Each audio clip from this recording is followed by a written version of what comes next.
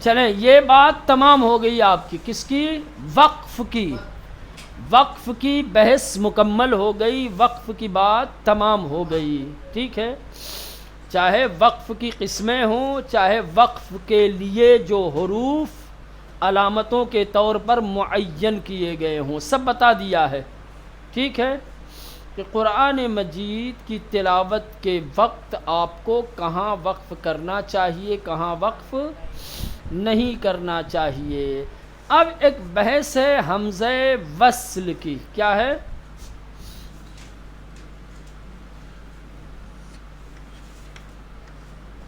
حمزہ وصل. یہ حمزہ وصل کیا ہوتا ہے؟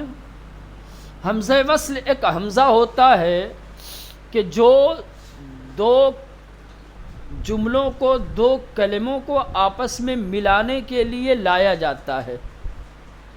وصل یعنی ملانا، حمزہ یعنی حمزہ، حمزہ یعنی حمزہ، وصل یعنی ملانا.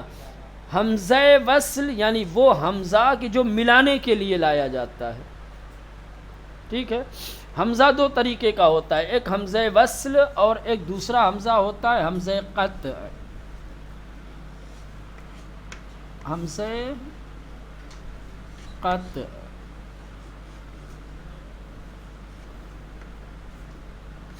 یہ حمزہ کی دو قسمیں ہیں. حمزہ دو طریقے کا ہوتا ہے، ایک حمزہ حمزہ وصل ہوتا ہے اور ایک حمزہ حمزہ قطع ہوتا ہے.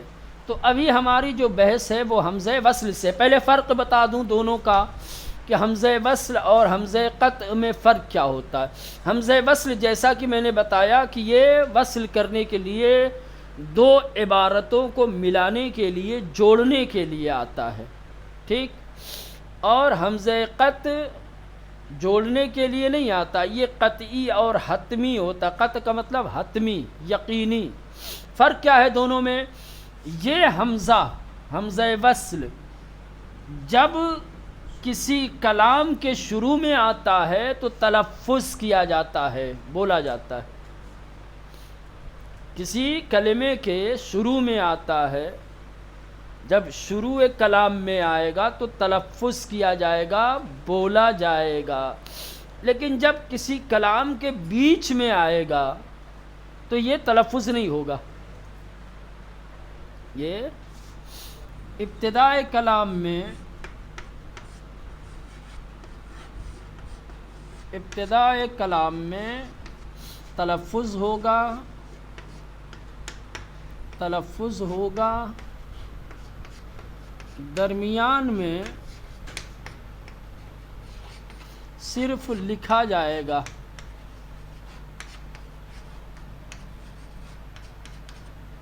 تلفظ نہیں کیا جائے گا، لکھا ہوگا لیکن پڑھا نہیں جائے گا.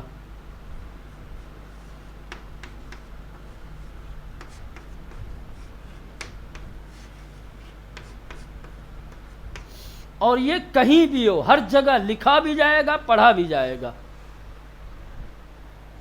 ابتدائے کلام میں حمزہ وصل ابتدائے کلام میں، ابتدائے کلام یعنی شروع میں، ابتدائے کلام یعنی شروع میں. آپ کو یہیں سے شروع کرنا ہے. جیسے الحمد،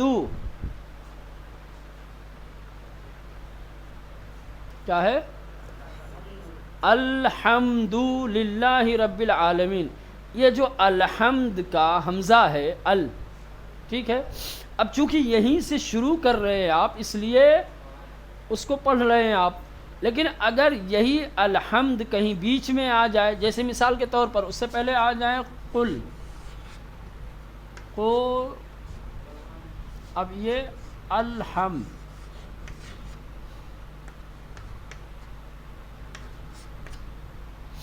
اب یہ الف نہیں پڑھا جائے گا. پڑھیں گے کیسے؟ قل الحمد. کیسے پڑھیں گے؟ قل الحمد. یہی جب شروع میں تھا تو ہم اس کو پڑھ رہے تھے، جیسے الحمد للہ مثلا. یہ حمزہ وصل ہے. حمزہ وصل اس حمزے کو کہا جاتا ہے کہ جو کلام کے شروع میں اور ابتدا میں ہوتا ہے تو تلفظ کیا جاتا ہے، پڑھا جاتا ہے، جیسے الحمد، ٹھیک. لیکن جب کلام کے درمیان میں بیچ میں آتا ہے تو لکھا جاتا ہے لیکن تلفظ نہیں کیا جاتا، پڑھا نہیں جاتا. جیسے قل الحمد، آپ نہیں پڑھیں گے قل الحمد، نہ کیا پڑھیں گے؟ قل الحمد. لام کو سیدھے لام میں ملا دیں گے اور یہ لکھا رہے گا لیکن اس کو پڑھیں گے نہیں. تو جو شروع میں پڑھا جائے اور بیچ میں نہ پڑھا جائے اس کو کہتے ہیں حمزہ بس. اور جو ہر جگہ پڑھا جائے، جو ہر جگہ پڑھا جائے حمزہ قطع. اس کو کہتے ہیں حمزہ قطع. ٹھیک ہے، یہ کہیں بھی رہے گا، پڑھا بھی جائے گا، لکھا بھی جائے گا. ٹھیک ہے. تو ابھی فی الحال ہماری بحث حمزہ قطع سے نہیں ہے. ٹھیک ہے، ہماری بحث کس سے ہے؟ حمزہ وصل سے ہے. دیکھو عربی زبان میں بہت سارے کلمے ایسے ہوتے ہیں کہ جو یا تو ساکن ہوتا ہے پہلا حرف اس کا، یا اس پر تشدید ہوتی ہے. تو اگر کسی کلمے پر ساکن ہو یا تشدید ہو تو آپ کیسے پڑھیں گے اس کو؟ کیسے ابتدا کریں گے اس سے؟ کوئی ایسا کلمہ کہ جس پر ساکن ہو آپ اس سے شروع کر سکتے ہیں؟ نہیں.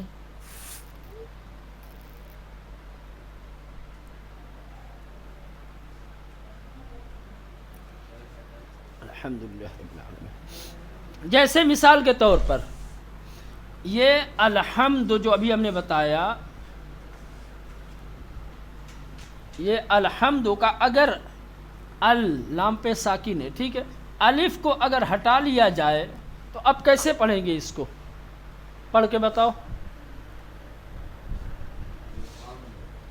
کیا لام کدھر گیا؟ کدھر؟ ہاں زبر دے رہے ہو تم تو. لام کو ساکن پڑھو. نہیں پڑھ سکتے نا، ابتدا بے ساکن محال ہے. ایسا کلمہ کہ جس کا پہلا حرف ساکن رکھتا ہو آپ اس سے کلام کی ابتدا نہیں کر سکتے، وہ تلفظ نہیں ہو پائے گا، نہیں پڑھ پاؤ گے. تو پھر کیا کیا جاتا ہے؟ ایک یہ، یا کوئی ایسا کلمہ کہ جس کے اوپر تشدید ہو، تشدید والے کلمے کو بھی آپ الف کے بغیر، جیسے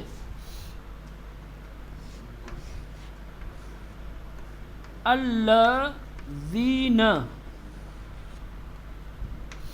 الذین، الذین سے اگر الف کو ہٹا دیں تو لام کہ جس کے اوپر تشدید ہے اس سے کیسے شروع کریں گے آپ؟ تو تشدید کدھر گئی؟ تشدید والا تو 2 بار پڑھا جاتا ہے، آپ تو ایک ہی بار پڑھ رہے ہو. نہیں ہو سکتا.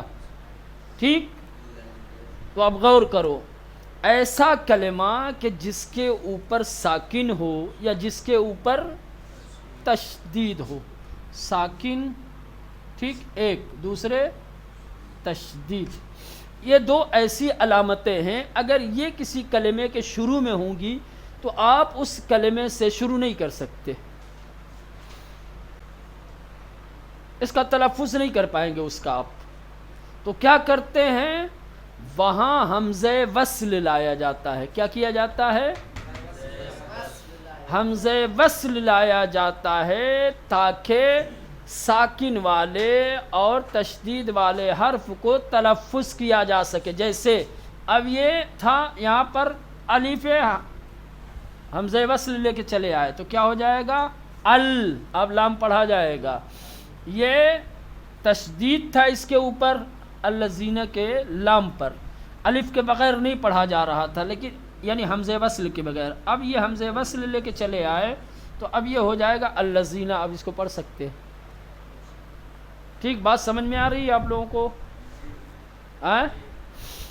جس کلمے کے شروع میں ساکن یا تشدید ہوتے ہیں اس کلمے سے ابتدا نہیں کی جا سکتی، اس سے کلام کا آغاز نہیں ہو سکتا، تو کیا کریں گے آپ؟ اس سے کلام کی ابتدا کرنے کے لیے ضروری ہے کہ اس کے شروع میں حمزہ وصل لایا جائے۔ کیا لائیں گے؟ تاکہ یہ جو مجبوری تھی ہماری جو ہم تلفظ نہیں کر پا رہے تھے ہم تلفظ کر سکیں، ہماری مجبوری ختم ہو سکے۔ ٹھیک، دیکھیں یہاں کیا لکھا، ایسے کلمات کہ جو ساکن یا تشدید سے شروع ہوتے ہیں، ایسے کلمات کہ جو ساکن یا تشدید سے شروع ہوتے ہیں ان کا تلفظ کرنا مشکل ہے اور کبھی کبھی ناممکن ہے۔ اب اس سے کلام کی ابتدا نہیں کر سکتے، اس کو تلفظ نہیں کر سکتے۔ خاص کر عربی زبان میں ایسے کلمات کو پڑھا نہیں جا سکتا، جیسے دیا ہے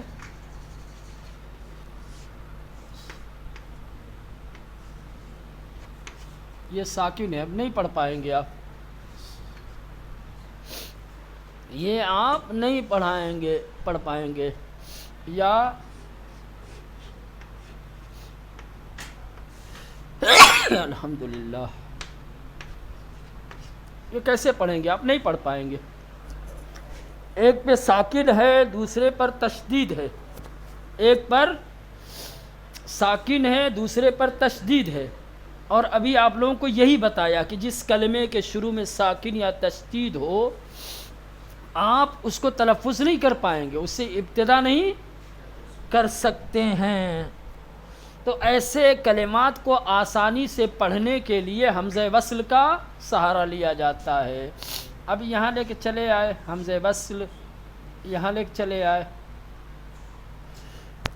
اب اس کو آسانی سے آپ پڑھ سکتے ہیں۔ اشترا یا اتخذو، حمزہ وصل نہیں لائے تھے تو نہیں پڑھ پا رہے تھے۔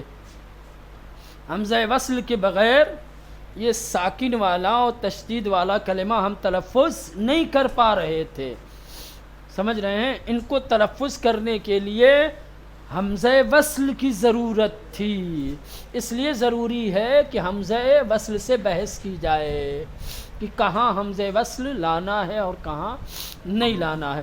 تو ہر وہ کلمہ کہ جس کے شروع میں ساکن ہو یا تشدید ہو وہ تلفظ نہیں ہو سکتا، اس کو تلفظ کرنے کے لیے حمزہ وصل کا لانا۔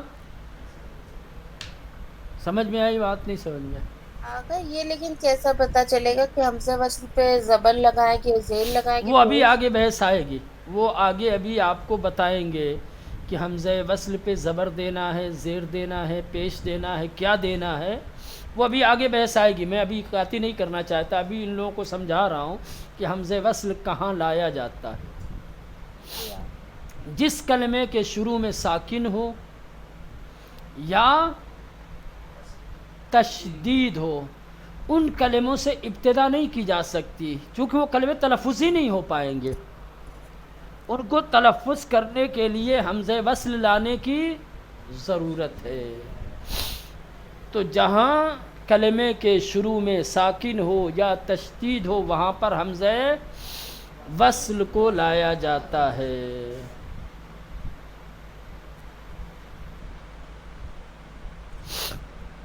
اب یہ حمزہ وصل بتا بھی دیا، حمزہ وصل کیا ہے، اس میں تعریف کی ہے، اس کے حساب سے آپ دیکھیں یہاں لکھا ہے کہ حمزہ وصل یہ ایک طرح کا الف ہوتا ہے، ایک طرح کا الف نہیں ہوتا، الف جیسا ہوتا ہے۔ کیا ہوتا ہے؟ نہیں تو حمزہ وصل کہنے کی کیا ضرورت، اگر الف ہی ہوتا تو الف بولتے، بات سمجھ رہے ہیں؟ ہاں، تو یہ ایک طرح کا الف ہوتا ہے جو ایسے کلمات کو پڑھنے کے لیے استعمال ہوتا ہے، ایسے کلمے کو پڑھنے کے لیے لایا جاتا ہے جس پر ساکن ہو یا تشدید ہو۔ تلاوت کرتے وقت آپ ایسی جگہ پہ رک جائیں، وقف کر دیں کہ جس کے بعد والے کلمے پر ساکن ہے یا تشدید ہے، تو پھر آگے کیسے بڑھیں گے؟ وہاں حمزہ وصل لانا پڑے گا۔ ٹھیک سمجھ میں آ رہی ہے؟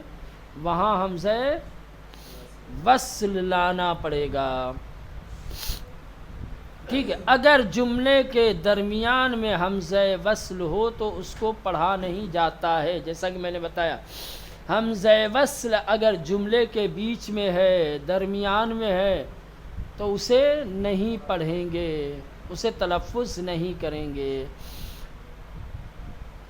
قرآن کے جو نسخے ہیں، قرآن کے نسخوں میں جب الف وصل بیچ میں آتا ہے تو اس پر ایک چھوٹا سا صاد بنا ہوتا ہے۔ کیا ہے؟ کیا بنا ہوتا ہے؟ چھوٹا سا صاد بنا ہوتا ہے۔ یہ صاد علامت ہے حمزہ وصل کی۔ کس کی علامت ہے یہ؟ ہاں، تو قرآن میں جہاں کہیں بھی آیتوں کے بیچ میں یہ صاد دکھائی دے کسی الف کے اوپر، تو سمجھ جائیے کہ یہ الف نہیں ہے، یہ حمزہ وصل ہے۔ جب حمزہ وصل ہوگا تو کیا کرنا ہے؟ اس کو نہیں پڑھنا ہے، اس کا تلفظ، چونکہ بیچ میں آیا ہے نا، حمزہ وصل جب بیچ میں آتا ہے تو اس کا تلفظ، بیٹا سنیچر کو سنوں گا، ابھی پین چبا لو اور پینسل چبا لو، سنیچر کو سارا باہر کر دیں گے ہم، اگر نہیں سنایا کسی نے تو۔ جس کو نہیں سمجھ میں آتی ایک بار نہیں 10 بار پوچھے، میرا کام سمجھانا ہے، سنیچر کو میں سنوں گا۔ اگر کسی نے کچھ بہانہ کیا کہ سمجھ میں نہیں آئی تھی، وقت نہیں ملا، سمجھ نہیں، یا ادھر ادھر کیا، تو پھر خیر نہیں ہے، ٹھیک، بار بار کہہ رہا ہوں۔ تو قرآن میں اگر آپ پرانے قرآن اٹھا کر کے دیکھیں گے تو قرآن میں آیتوں کے بیچ میں الف کے اوپر آپ کو یہ صاد بنا ہوا دکھائی دے گا، چھوٹا سا صاد۔ یہ کس کی علامت ہے؟ یہ علامت ہے الف وصل کی۔ کس کی؟ حمزہ وصل کی۔ اس علامت کو اس لیے لگایا جاتا ہے تاکہ آپ اس حمزے کو تلفظ نہ کریں، نہ پڑھیں۔ جیسے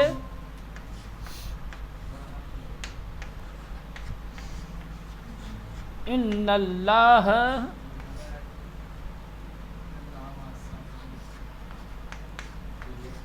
یہ حمزہ وصل ہے، اس کے اوپر صاد بنا ہوا ہوگا آپ کے، تو چونکہ یہ بیچ میں ہے، کہاں آیا ہے؟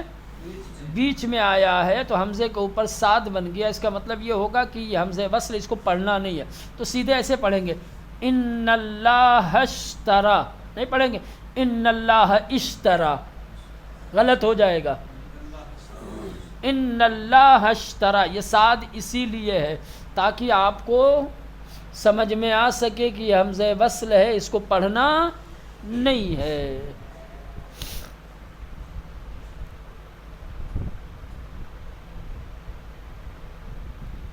ایک بات حمزہ وصل کے حوالے سے، یہ آخری بات جلدی سے 1 منٹ میں، قرآن مجید میں جہاں کہیں حمزہ وصل ہوتا ہے اس پر عام طور سے زیر زبر یا پیش نہیں بنا ہوتا ہے۔ تو اب سوال یہ ہے کہ جب زیر زبر پیش نہیں ہوگا تو اس کو پڑھیں گے کیسے؟ اولاً تو اس کو پڑھنا نہیں ہے، اور جہاں پڑھنا ہے وہاں پر بھی نہیں لکھا، تو کیا لگائیں گے آپ؟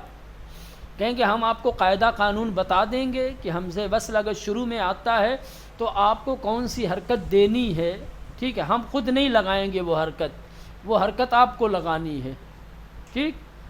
کل انشاءاللہ یعنی سنیچر کو انشاءاللہ جو کچھ پڑھایا گیا ہے، وقف کی قسمیں، علامات وقف، یہ سب یاد کر کے انشاءاللہ آئیے گا۔ اللہم صلی علی محمد و علی محمد۔